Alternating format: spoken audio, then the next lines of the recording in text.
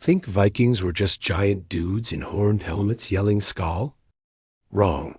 Their real story is way crazier, and honestly, even more impressive. The word Viking wasn't a nationality, it was an activity. To go a Viking meant raiding and exploring. These Norse seafarers came from Scandinavia, today's Denmark, Norway, and Sweden, starting in the late 8th century. And about those horned helmets? That's a That's a 19th century opera costume myth. Sorry, Halloween stores. Real Vikings went to battle bareheaded or in simple helmets. The official Viking age starts in 793 CE, when they attacked Lindisfarne Monastery in England. Imagine this. Peaceful monks were minding their business when sleek longships appeared, and suddenly, raiders were in the gift shop, taking all the silver. Europe was shocked. The Vikings could strike fast and vanish just as quickly. Their ships made nowhere safe, not even inland towns, because longships could sail rivers as easily as oceans. Yes, they raided, but they were also farmers, traders, and explorers. Viking merchants linked Scandinavia to Byzantium, the Middle East, and even North America. Archaeologists have found Arabic coins in Sweden, silk from the East, and proof they reached Newfoundland, Canada around the year 1000, so centuries before Columbus. If your Amazon package is late, remember, Vikings had global shipping before UPS. The Vikings had a mythology full of gods like Odin, Thor, and Loki, still popular today, but back then, way bloodier. They also loved poetry.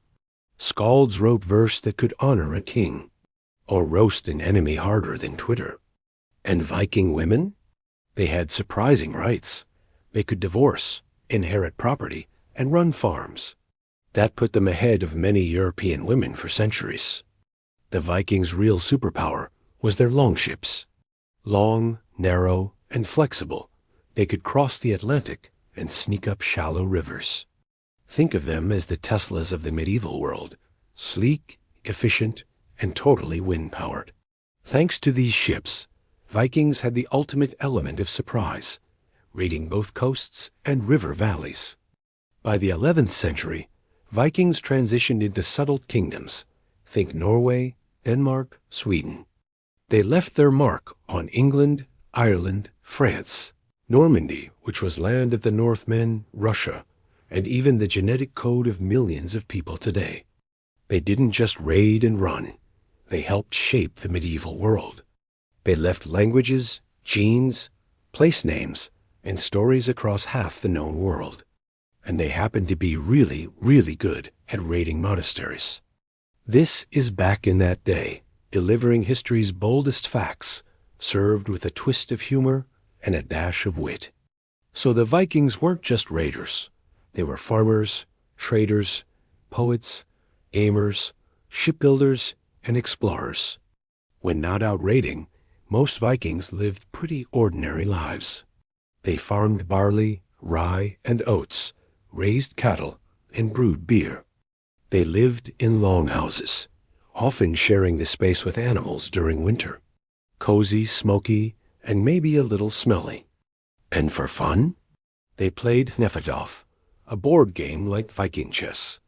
Instead of checkmate, you might hear blood for Odin. Surprisingly, they were very clean. They made combs, tweezers, and even ear cleaners from bone and antler. Other Europeans complained the Vikings bathed too often.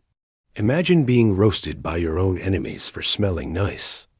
They terrified Europe, reshaped kingdoms, and still inspire legends today. Next time you hear the word Viking, remember, they didn't just conquer with swords. They conquered with ships, songs, and a whole lot of ambition. SKÅL to that. Thanks for hanging out. Until next time, when we uncover another crazy piece of history together.